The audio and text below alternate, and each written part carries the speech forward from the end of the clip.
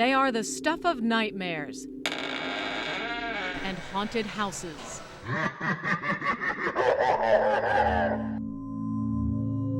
But some of the most famous and frightening Halloween creatures may be based in toxic truth. The cauldron was effectively a small chemistry lab. Dr. Stacy Hale is a toxicologist with the North Texas Poison Center. Each year she makes medical rounds talking about the reality of fright night monsters like zombies and werewolves. And witches, I will submit to you, were the first chemists and perhaps even the first drug users.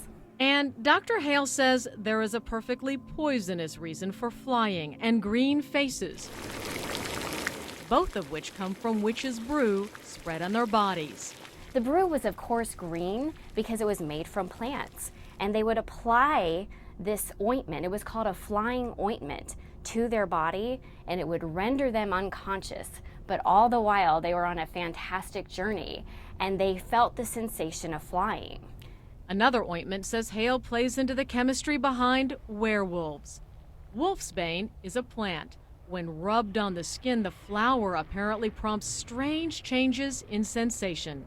And one of the changes in perception is to have the feeling of fur or feathers. So if someone happened to apply the juice of this flower to their body, they may actually sense that they had fur or feathers. As for zombies, Haitian voodoo doctors reportedly turned a neurotoxin found in pufferfish into an undead powder. Those who came in contact would fall into a death-like trance, be buried, and then dug up alive.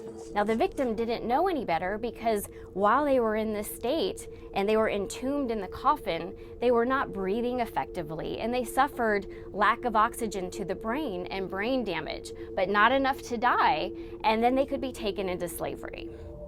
So on Halloween, Dr. Hale says, remember, beneath the sheets and masks of goblins and ghouls lies a little bit of the scary medical truth.